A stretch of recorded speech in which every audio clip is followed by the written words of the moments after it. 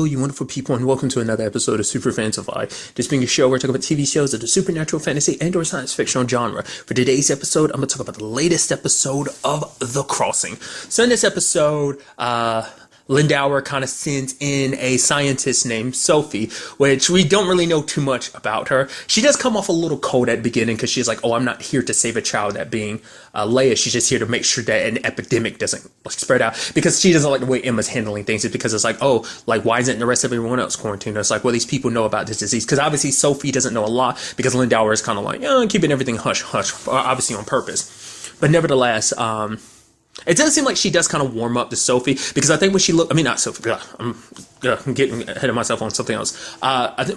When Sophie looks at Leia, I think she probably sees herself, because when we see at the beginning, we see Sophie has like a scar on her chest, so I guess it's like some kind of maybe potential like some surgery, maybe something heart related, so maybe she was sick a lot as a kid, so when she looks at Leia, she probably sees a lot of herself. Might be something kind of to that. There might be more to it than I don't know.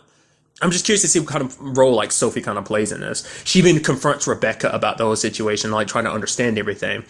And Rebecca picks it together. It's like, what? Her mom couldn't have cured. The only people immune to that are, and it kicks her head. So now she knows that Leia's mom is an Apex. And I'm curious what she's going to do about the information, because obviously everyone in that camp is afraid of Apexes. But it's like, if you know that this is a human child being taken care of by an Apex, will that make their opinions of her change immediately or not? Can we do interesting learn out a little bit about Caleb too?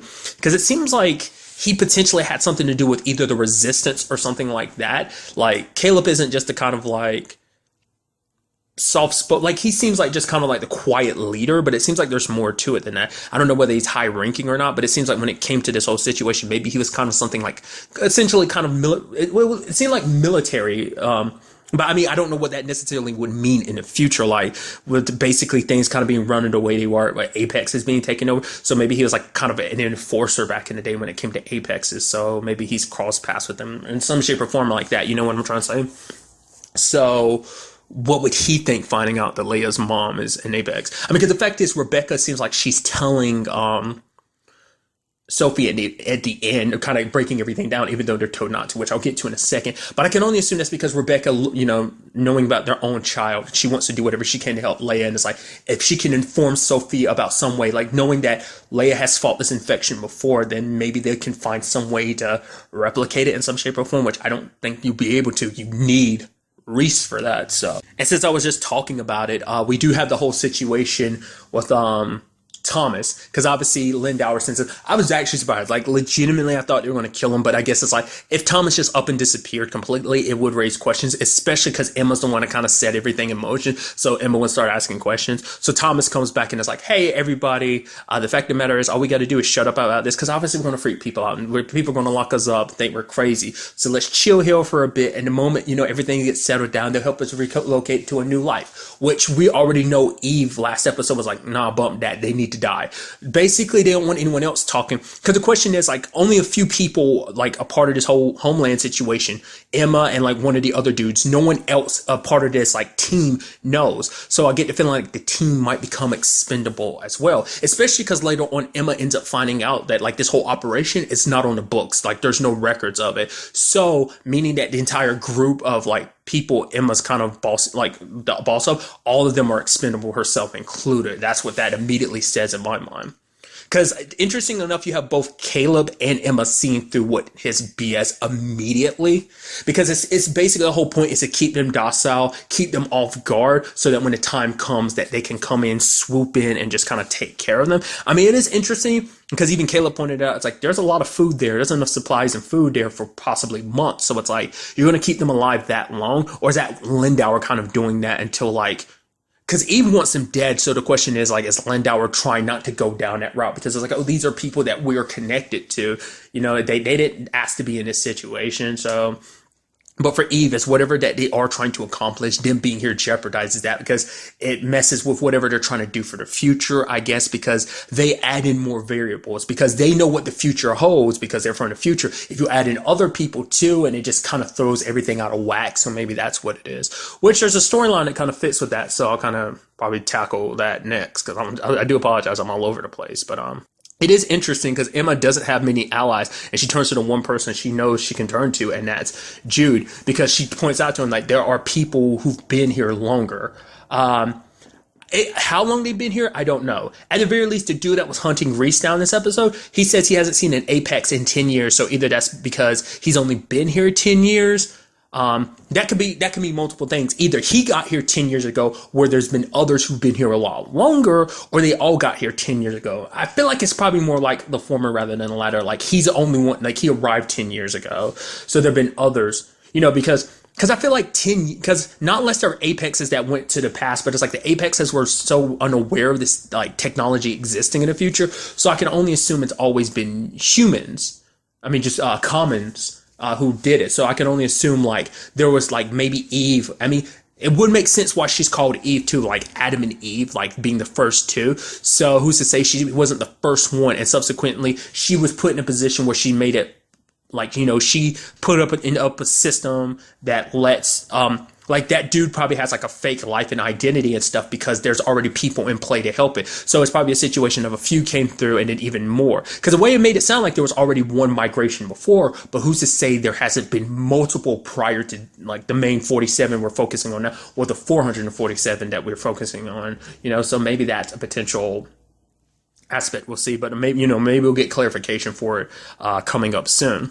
Obviously, Jude doesn't really want to have anything to do with that because he's trying to focus on spending time with Oliver, and that's about it. Also, along the same lines about Jude is kind of interesting is the fact of the matter is we ended up finding it like I had thrown that out there before. I assumed that was his ex-wife because like, oh, they're living in two different places, but it's like, no, the reason why that is because Jude ends up explaining it to his son later on because Oliver's like, oh, why did you just leave? Why'd you leave me behind? It's like, because Jude kind of points it out to Emma. He's like, oh, like I corrupted officials, like bosses. I've been there, done that. When he was talking about Emma. So like basically Emma's like, she doesn't know she can trust her bosses because obviously Lindauer is lying to her about this whole situation. They're trying to cover this whole thing up. Like I said, what she finds later on in the episode just supports that theory even more for her. But what he ended, because I was wondering what it was that kind of made you decide to leave, and we kind of got a little bit of a breakdown to that because I was thinking like, oh, maybe it was like he got involved with the wrong person. So it seems like no, what happened is he arrested the wrong people with connection to his bosses, and that's what happened. Like it seems like his bosses were like, no, let this go. Like, nah, how could you arrest these people? What crimes they are necessarily connected to, we don't know. But that's what happened. And basically they were going to threaten his life, his family's life. Like whether it's like a physical thing or more like, oh, we'll destroy and dismantle your family, like we have the resources to bury you in lawsuits and bull BS like that. Like we can ruin your career. We can do this and that. So hence why his friend last episode was like, yeah, put your family first, because Jude was trying to do the right thing, uphold the law as an officer. So I guess, I mean, we don't know. He could easily be lying to Oliver, or at the very least lying by omission, by not telling him the entire truth. I am curious. The way he puts it, it seems like him, like, because he was telling him, he was like, oh yeah, your mom and you are going to move to Portland, and you're going to be like 30 minutes away, and then we can see each other a lot more often, which is like, oh, okay. So that's interesting. I don't know if that's 100% the plan. I mean, I'm assuming it is, but who's to say his wife might not necessarily feel the same way anymore? I mean, I don't know. I assume maybe that is the entire plan. I don't know, not unless things have changed. So, because like I said, the way he was talking about his wife is not like, oh, we're separated and we're going through it. It's like, no, it sounds like they are good and solid. So I don't know, that was just kind of an interest. Like I said, I thought it was going to be something a lot more nefarious. It's like, no, you were actually trying to be a good cop. I mean, I still kind of treated it like that the first time. I was like, oh, maybe he kind of went about something like the not most legal way, that there was kind of a gray area. It's like, no, it seems like he kind of, at least from what he's telling us, like I said, there could be like stuff he's not telling the truth about, but so far it seems like he was doing things by the law, and that's what got him in trouble. So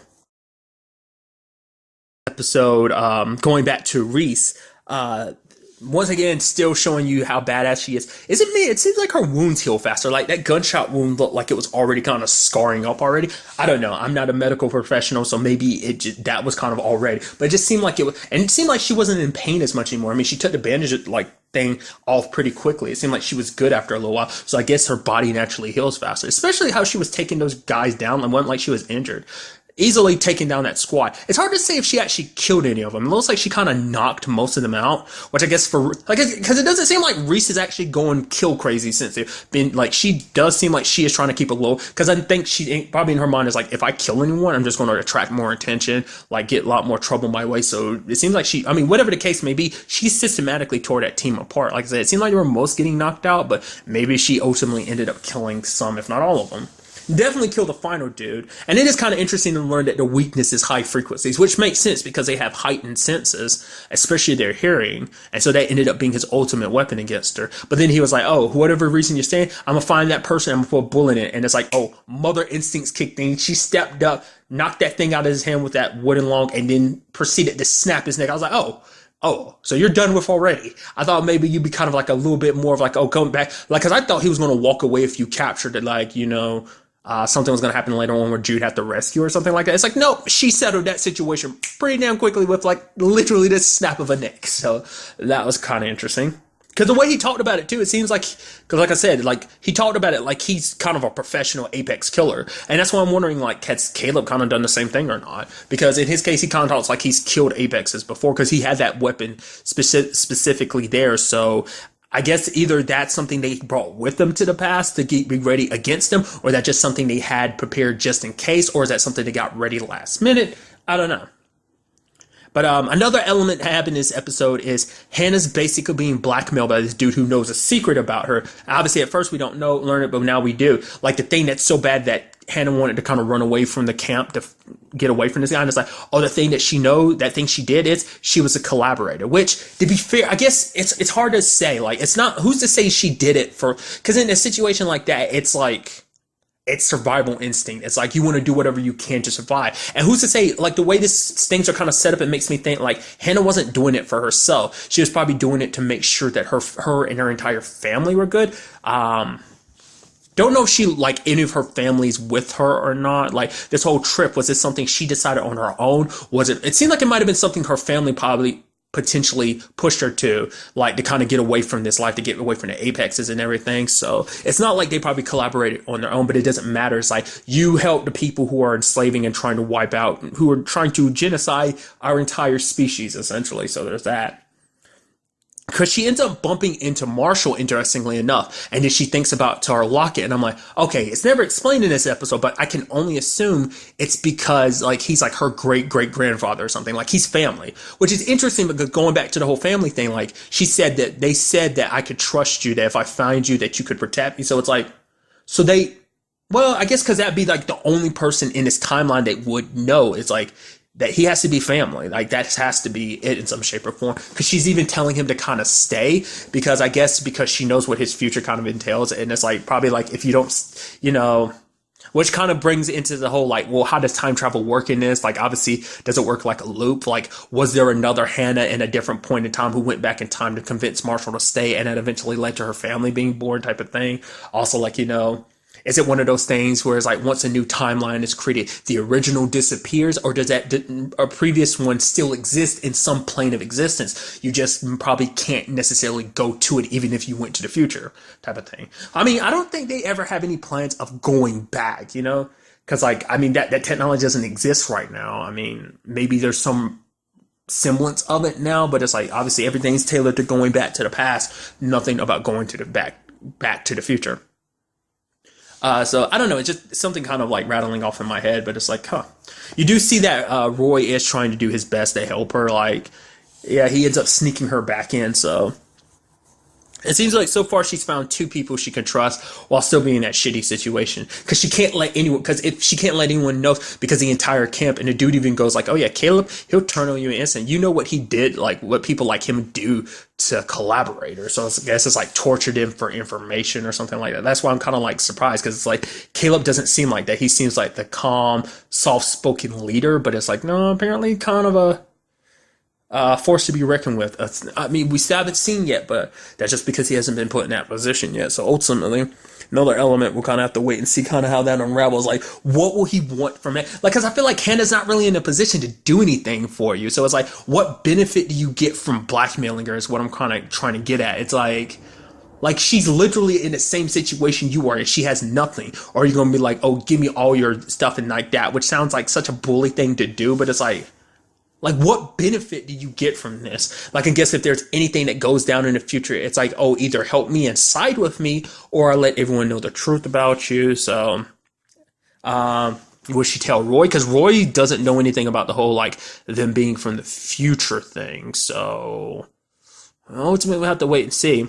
Because it's kind of interesting too, because this whole Marshall situation, because initially, like, the girl that was in Marshall's place was bringing up this whole conversation about the stuff that's happening, and like Marshall was kind of like, if it has nothing to do with you, don't really bother with it, which is kind of interesting because apparently it kind of has a lot to do with him inadvertently. Obviously, he doesn't realize that or know that at the time, but it's just kind of interesting. But I think Hannah kind of made an impression on him, and I think we'll probably be seeing that kind of circle. Because, Marshall just kind of popped up last episode. And I was like, what role is he going to play in this? And I was like, oh, that's what that's all about. So I'm curious to see how that all kind of plays out. And then the final thing we know in this episode is the fact is it appears that Reese has kidnapped Oliver. It's kind of payback for the fact, because even Jude has been feeling guilty about what he did, because when he looks at the toy, it reminds him of like, yeah, like all, Reese has ever done was all she did was for her daughter. But at the same time, it's like, you didn't tell him everything, also about who you are and everything. And it does seem like she is the only Apex, which obviously makes sense because she left because of her circumstances, which we learned about last episode. So I am curious to see what goes down. Like, obviously, she's going to want Jude to get Leia, and that's going to be a whole complicated situation. He could go to Emma for help, because Emma's not going to be willing to tell any of her superiors, especially Lindauer, because it's like, yeah, I can't trust him because, yeah, like the whole, like this whole operation not being on, like it makes sense. She won't, like, even being an Apex or whatever, which I'm sure Jude's going to be worried about, because it's like, yeah, like she killed this dude and threw him on a car to get my attention and stuff like that. But she's not going to do it because she's a mom herself, and no matter what the circumstances are, she's not going to hurt her child. To be fair, who's to say she hasn't hurt a child in the past? Like, I mean, I don't know. Maybe Leia was like the first human child she'd ever come across before. Like I said, they are genetically engineered. So like I said, children might not be something that comes to them. Like they're like, apexes. Like I said, we still don't really understand how the whole thing works with them. So overall, a very good episode. I'm very interested to see where like all of this takes us going forward into the next episode. So, but really, that's all I want to talk about. Till the next time we meet, be happy, be safe, live life to the fullest, and enjoy it. Good day and good